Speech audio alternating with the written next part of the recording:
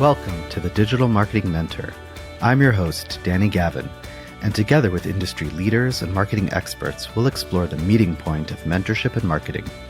We'll discover how these connections have affected careers, marketing strategies, and lives. Now get ready to get human. Welcome back to the Digital Marketing Mentor podcast. I'm your host, Danny Gavin, and we have a special episode lined up for you today. I'm thrilled to be joined by Joe Wolf, the head of paid social at Optidge. In this episode, we're diving into a topic that some of you may have experienced, professional relationships that used to work wonderfully, but have recently hit a wall or aren't going as expected. We'll start by discussing insights from real-life interactions where a client was facing challenges with their paid social strategy. Joe and I will also explore Optidge's unique initiative, the 5-point checklist for paid ads. This framework helps identify where campaigns might be faltering, whether it's due to targeting issues, stale ad creative, or ineffective campaign settings. We'll discuss how the Optidge approach differs from traditional agencies, emphasizing a hands-on, data-driven methodology. So whether you're struggling with your own paid social campaigns or looking to elevate your strategy, this conversation is packed with valuable insights and actionable recommendations. Let's jump right in. All right, so I'm really excited that you told me to follow up on that lead today. Really? Yes, because typically I wouldn't respond and, I would just send another email, but I actually picked up the phone and I called him. And then we had some back and forth, and finally we actually had a conversation. So it's pretty cool. He didn't even remember filling out the form. No. But he's like, we're in the process of looking at paid social media agencies because we get a lot of traffic to our website and it's not really converting. And it seems like now paid social is more of an accepted way in getting people. And he's looking at 5-6 agencies to send proposals. And then after he's kind of vetted that out, to have 2 that present in front of his whole team. Now, the trick for that phone call, what was so cool was that it happens we were the same age. He's also built a company of 30 people. He could really relate to that, which was awesome. And I spoke about what the importance of measuring leads and the quality of those leads, something which he kind of knew was important, but didn't know what he was doing. We spoke about the creative offerings that we can provide as well. And he's like, do you offer this big video photo shoot, that we have to fly out to you? And I said, hey, I was at a conference earlier this week. And one of the agency owners does $50,000 or $60,000 commercials. And I asked him, well, why don't you get more into paid social type of advertising videos? Why don't you make those? And he's like, it's a totally different world. He's like, to do a $50,000 commercial, it's very different than coming up with all this different type of creative. So I said the same thing was with you. Yes, we need to have quality creative, but to go spend $10,000, $20,000 on something just for social, for it not to convert, and then you're like, oh, shoot. So we have to find a way to balance quality and quantity when it comes to that creative. Yes. And he also asked about UGC. He's like, do you have access to UGC? And I said, yeah, we don't do ourselves UGC, but we do have a partner that we can work with. And it was a really great call. So going from the 5-point checklist type of thing for it to be an actual deep intro call where I'm sending him a proposal, it was really awesome. Yeah. I mean, that is what we're looking for in potential partners, is someone that has had some sort of experience in the past running this stuff and knows where their problems and where their gaps are. And once we can see when a client or prospect really can identify those gaps, there's usually a long tail success with those people because they can identify what we're trying to fill the gaps with and not just leave it completely up to us to just kind of read their mind and try to be this separate entity from their team.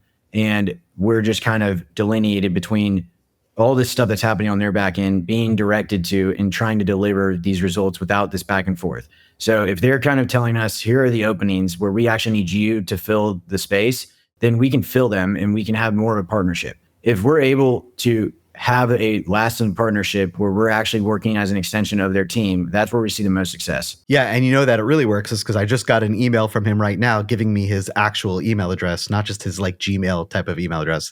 So that means that the phone call was good. Yeah, I'm glad you picked up the phone. Oh, we also spoke about it's kind of scary, big investment.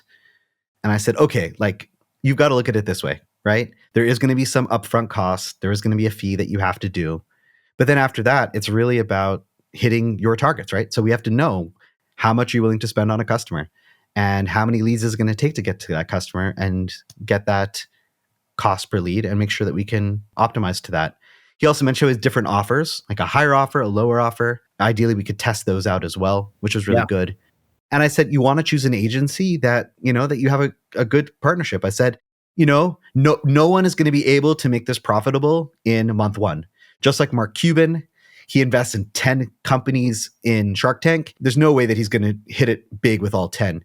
Most probably 9 won't do well, but one will do so well that it does well. So that same concept is with paid media is you're not going to hit it on month one, but the trick is, can we find those unicorns and then make it work? So you need to have patience. So as long as you see that these campaigns are going in the right direction, you are going to go.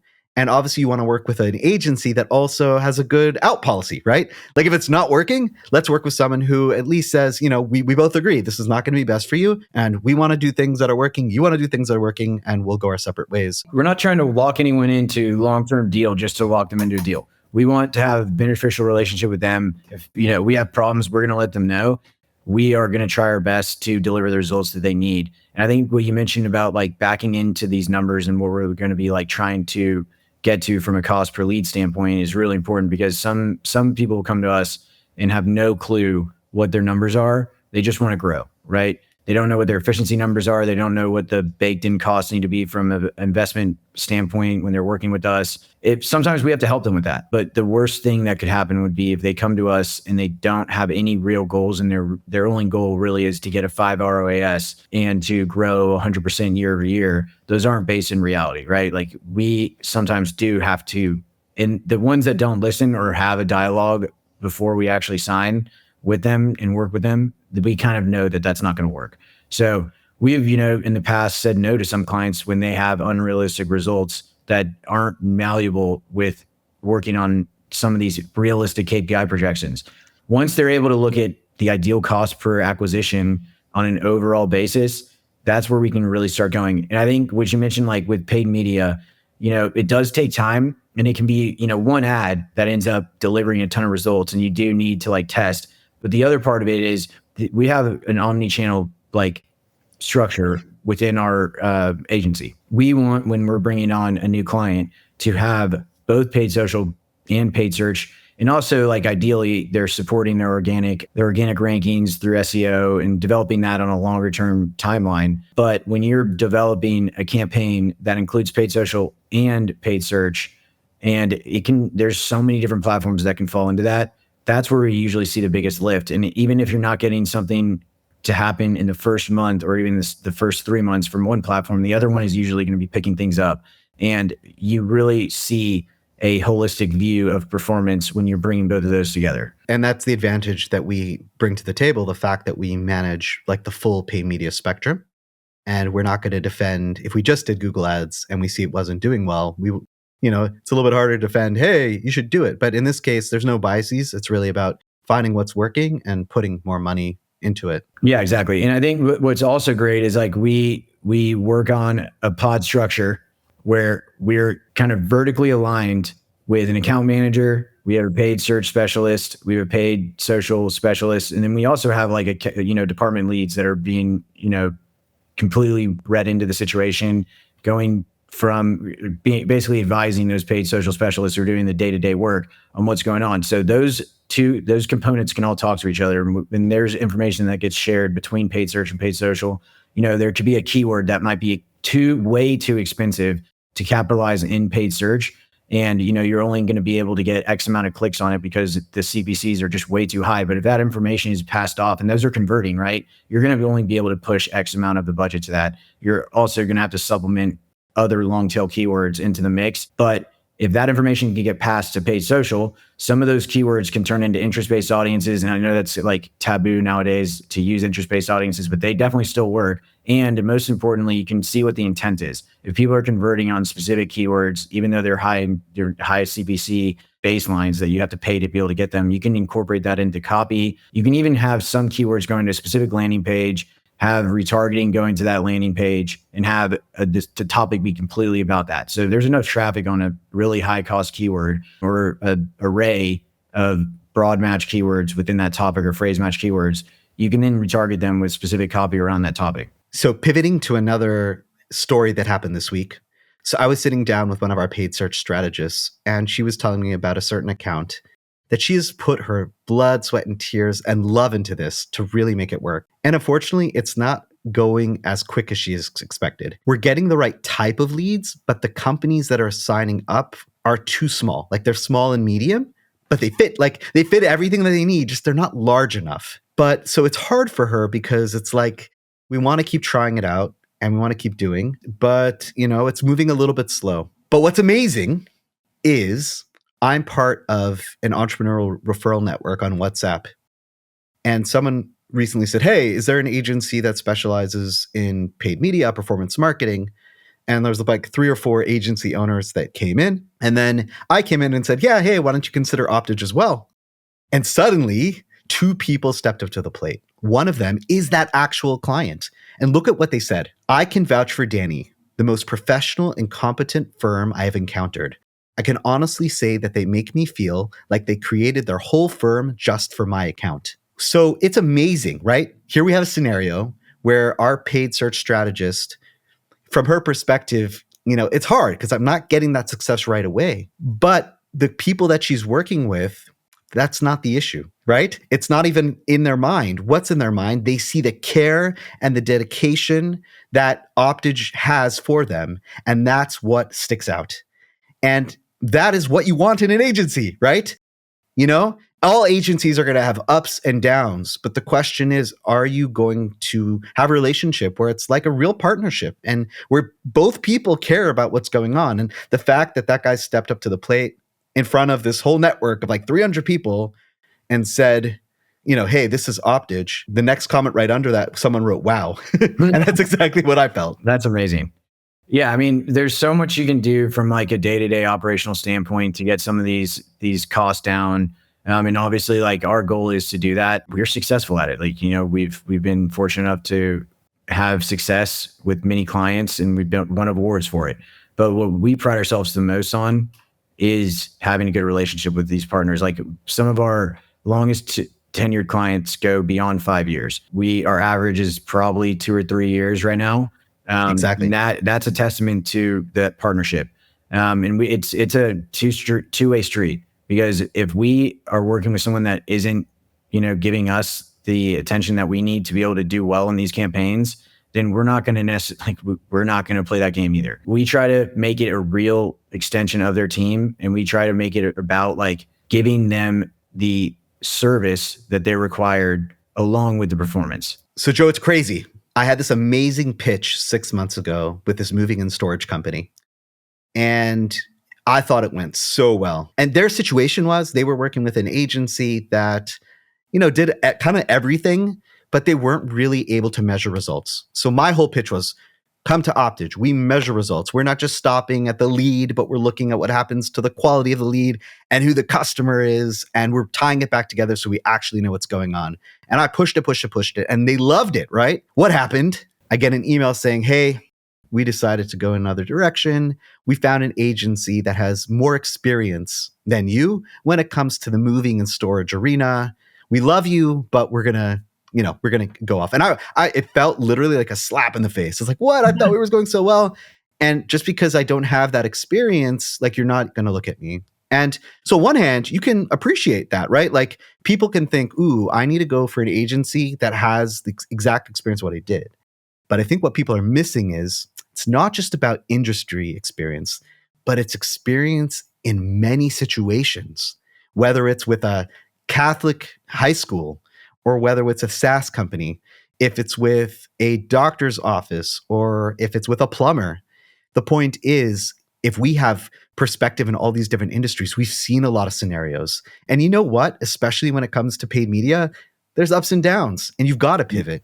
And even when it looks like it's bleak and it's dark and what am I going to do? But if you put your head together, let's try something else. So actually, not being in the same industry, but having multiple points of contact, you're able to do better.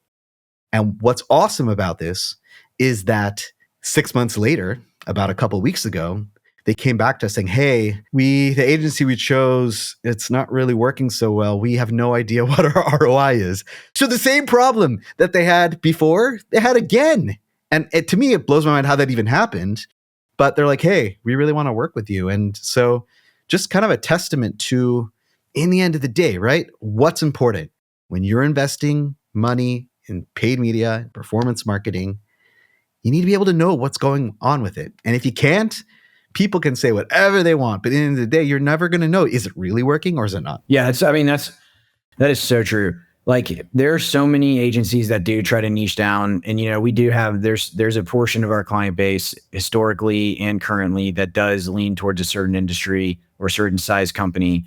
But I think what we really specialize in is the different scenarios that you're going to see from a day-to-day situation, and it's really about problem solving. Like what we take a huge amount of pride in, besides service and performance, is problem solving. And we've seen pretty much every scenario under the sun. So it doesn't necessarily matter what the industry is that we're working in or the size of the company. We're able to be extremely nimble. We're able to look at that previous experience that we've had and incorporate that into whatever the situation we've been in, because we have been in those situations before. So for example, if we have a sales team that has a really, really bad follow-up, right? It could be any industry where you're generating leads. It could be any size company. Even, there are huge cons to having a massive company, because you could end up having 6 different sales reps across the US, or even 10 where you have 50% of them in the US and then the rest across Europe, right? And that can end up having massive roadblocks with getting feedback from these leads. So what we've had to do in the past, and that goes vice versa with, we're talking about a small company, if they end up having just one person fielding leads, there's obviously, we're sending a pretty good chunk of leads. We have to fix that back end. So what we end up doing is trying to come up with streamlined processes and working with them. So it doesn't really stop from paid media in generating those leads. We force our clients, whether they're interested or not, to look at the back end and make sure that there's a streamlined approach. We offer, HubSpot specialty and services like that. I think we're HubSpot certified, and basically that part of it is one of the biggest components of our success in the lead gen space. And even when you look at e-com, we're looking at back end numbers, we've invested in tons of tools where we're able to verify information coming from different attribution models across Meta and Google Ads and Google Analytics. And all these different platforms are going to measure things differently. So it doesn't stop at leads. We really go the extra mile to look at the data on the back end and make sure that's incorporated into our analysis. And when things aren't working and there isn't a level of clarity that's required for us to perform the way we want to, we push and we try to have that ongoing negotiation or discussion with the client on what can be done on that back end to improve things, because that is really where this does get crystallized. And it can't always be just on that front end when you're looking at people clicking on ads, right? It needs to be how you convert them. And therefore, half the time, like you said, we're going to go ahead and build some sort of CRM. So in a perfect world, we'll get people to move to a proper CRM like HubSpot, which we love. At a minimum, we're going to be creating a spreadsheet, tracking those leads, figuring out the quality, did they turn into customers, and then taking that data and putting it back into the system so that we can optimize correctly. And that wraps up today's episode of the Digital Marketing Mentor Podcast. A huge thank you to Joe Wolf for sharing his insights and experiences with us today. We hope you found value in hearing firsthand stories about the ups and downs of paid social strategies. It's clear that even the best campaigns can face challenges, but with the right approach, you can turn things around. If you're interested in optimizing your own paid social efforts, I encourage you to explore Optidge's free 5-point checklist for paid ads. It's a fantastic resource to identify areas for improvement and set your campaigns up for success. Thanks for tuning in, and as always, don't forget to subscribe, leave a review, and share this episode with your fellow marketers. Until next time, keep experimenting and driving those results. Thank you for listening to the Digital Marketing Mentor Podcast. Be sure to check us out online at thedmmentor.com and at the DM Mentor on Instagram. And don't forget to subscribe on Apple Podcasts, Spotify, or wherever you listen to your podcasts for more marketing mentor magic. See you next time.